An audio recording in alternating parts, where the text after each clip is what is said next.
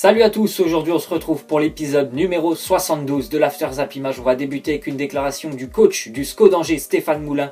Il nous dit qu'il n'a jamais vu une équipe du Paris Saint-Germain aussi consistante du début jusqu'à la fin de match. Samedi c'était Angers-Paris Saint-Germain, le PSG s'est imposé 5-0 et non 6 comme c'est inscrit sur la photo. Le PSG s'est imposé 5-0, but de Kylian Mbappé, d'Edinson Cavani, dédoublé.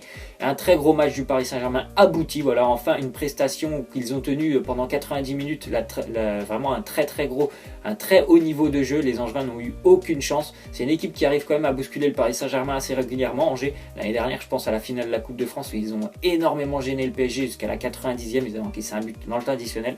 Mais en tout cas, très gros match du PSG qui n'a laissé aucune chance.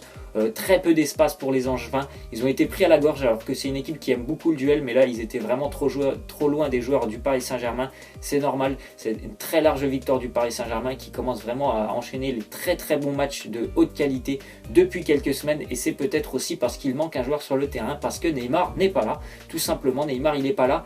Et il y a pas mal de reproches qui lui sont faits lorsqu'il est sur le terrain concernant ses replis défensifs, son manque de pressing. Et tout ça, on l'a vu, les replis défensifs, le pressing, on a vu beaucoup de ces choses-là lors des matchs du Paris Saint-Germain sur les absences de Neymar.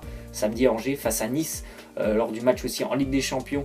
Voilà, on a vu pas mal de choses du Paris Saint-Germain quand Neymar n'est pas là, parce qu'on lui demande, surtout à Neymar, c'est d'attaquer, on lui demande très peu de replis défensifs, alors que Unai Emery, c'est un entraîneur qui affectionne vraiment les joueurs offensifs, qui aiment le travail défensif. Et là, Neymar, c'est pas du tout le cas pour lui, il se concentre surtout sur l'attaque. Samedi, on a vu de bonnes combinaisons entre Cavani et Mbappé, alors que quand Neymar est là, Mbappé il choisit souvent de jouer avec Neymar plutôt qu'avec Cavani. Donc est-ce que Neymar serait un problème pour le Paris Saint-Germain? Je ne pense pas, mais ce serait bien qu'il essaye de travailler un petit peu plus défensivement quand même. Le pressing c'est super important quand tu as envie d'aller jusqu'au bout en Ligue des Champions.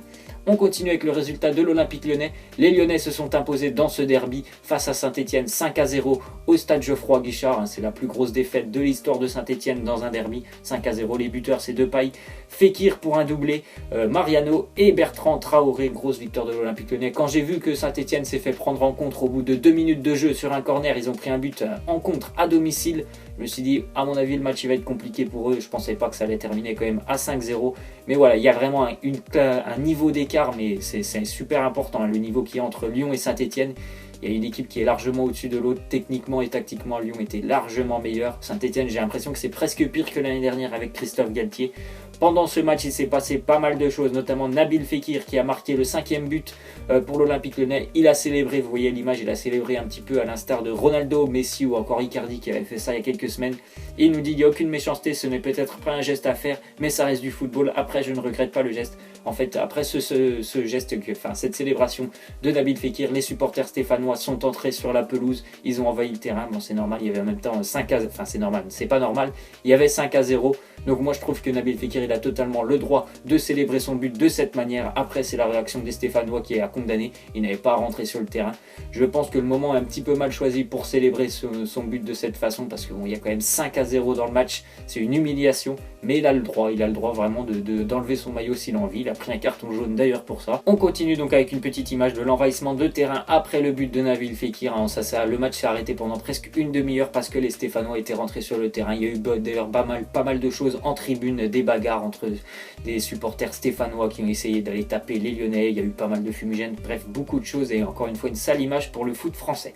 Ensuite on voit une déclaration de Mariano, il nous dit: on dit que le championnat français est une ligue mineure, mais je ne vois pas comme ça, c'est un championnat très compétitif. Je pense qu'on devient, la Ligue 1 devient compétitive depuis quelques années, et c'est vrai que le fait de voir des joueurs arriver comme ça, comme Mariano Diaz du Real Madrid, ou le jeune Bertrand Traoré du côté de Lyon, alors qu'il avait quand même d'autres possibilités que Lyon, tous les recrues stars du Paris Saint-Germain, c'est vrai que la Ligue 1 devient de plus en plus compétitive.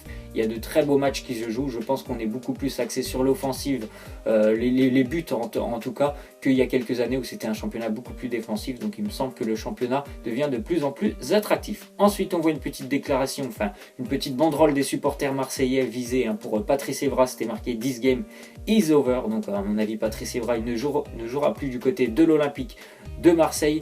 Je pense que c'est presque même la fin de la carrière de Pat Evra. On continue avec une déclaration de Luis Gustavo. Il nous dit: cette ferveur, c'est ce dont j'ai besoin, des supporters qui vivent pour leur club, qui ont une passion débordante. C'est le cas totalement à Marseille. C'est vraiment une ville qui vit pour son club de foot, l'Olympique de Marseille. Belle victoire pour les Marseillais hier, 5-0 face au Stade Malherbe de Caen. Caen qui avait une très grosse défense depuis le début de l'année. Ils ont pris vraiment une valise du côté de Marseille. En tout cas, c'est vrai que Luis Gustavo aussi, c'est vraiment un très très bon joueur pour l'Olympique de Marseille. C'est encore une fois une preuve que la Ligue 1 est très attractive pour pouvoir recruter ce genre de joueurs. C'est vraiment une bonne nouvelle pour la Ligue 1. Ensuite, on voit que l'Olympique de Marseille souhaite interdire de stade les supporters descendus sur la pelouse lors de la brouille avec Patrice Evra. Bon, c'est vrai, c'est tout à fait normal que Patrice Evra doit être suspendu et même il doit quitter le club de l'Olympique de Marseille. Mais il me semble aussi que les supporters qui sont descendus sur la pelouse, eux aussi, ils doivent être tout simplement suspendus. Ils n'ont rien à faire sur le terrain.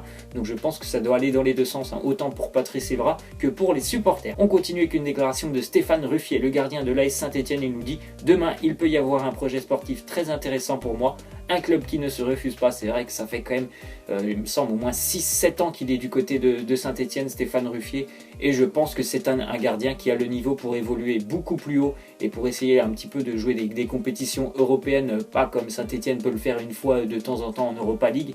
Je pense qu'il a vraiment le niveau pour aller beaucoup plus haut, Stéphane Ruffier. Il me semble que voilà, il a fait tout ce qu'il pouvait faire et il a tout vu du côté de Saint-Etienne. Je pense pour lui, ce serait bien de franchir, de connaître un autre club et un autre niveau que l'AS Saint-Etienne. C'est un très très bon gardien. Je pense qu'il y a pas mal de clubs qui pourraient être intéressés. On continue avec le résultat du Borussia Dortmund. Le Borussia recevait dans ce choc en Bundesliga le Bayern Munich. Le Bayern s'est imposé 3-1 du côté de Dortmund. Un Bayern Munich qui est vraiment très efficace depuis quelques semaines, depuis l'arrivée, on va dire, de Jupp Heynckes. Ça s'est encore vu ce samedi face au Borussia. Le Borussia a eu pas mal d'occasions, notamment en première période. Ils n'ont pas su concrétiser parce que voilà, Pierre-Emerick Aubameyang, il est vraiment dans une mauvaise période aussi à l'heure actuelle. Alors que le Bayern, dès qu'il a montré un petit peu le bout de son nez en attaque, ça a fait but.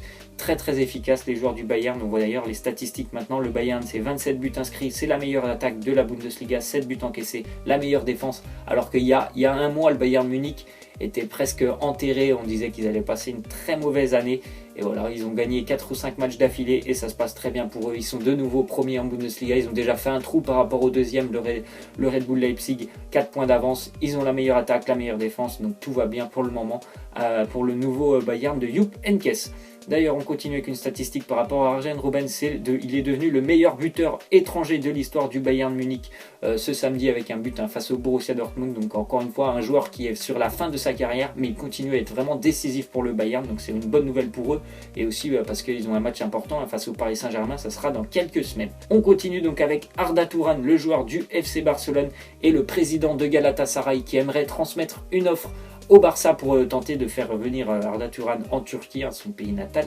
Donc voilà, Arda Turan qui pourrait peut-être quitter le Barça. Je pense que ce serait vraiment une bonne solution pour lui, étant donné qu'il n'a eu que très peu de chances de jouer depuis qu'il est parti de l'Atlético Madrid et que ça a été très compliqué pour lui de s'adapter au style de jeu du Barça. Donc ça serait bien pour lui de rejoindre un club où il pourra jouer et en plus ça sera chez lui en Turquie si ça se fait, le Galatasaray.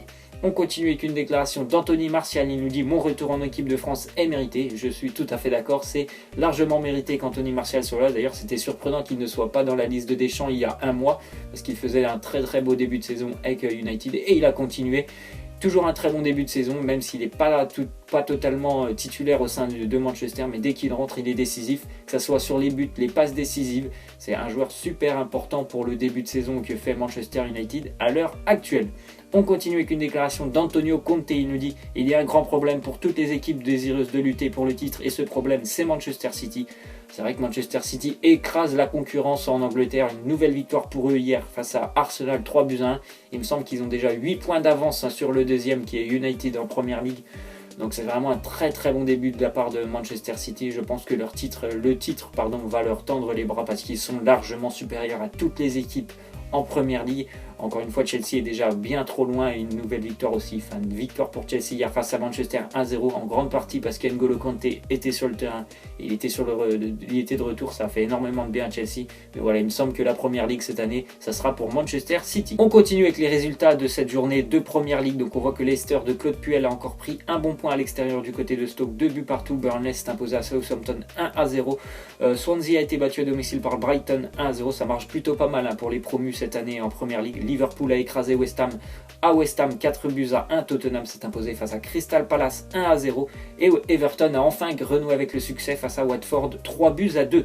On continue avec le nouveau maillot du Mexique, le maillot que le Mexique portera lors de la Coupe du Monde 2018. Vous voyez, dégradé de vert un petit peu sur les côtés. Il est assez beau le maillot. Je pense que celui-là, je vais le commander, pourquoi pas avec Chicharito derrière. On va terminer avec la question de fin. Donc pour vous, qui sera le meilleur jeune de Ligue 1 cette année? Bon, c'est vraiment à l'heure actuelle, au bout de 10 journées, mais essayons de se projeter un petit peu sur l'avenir.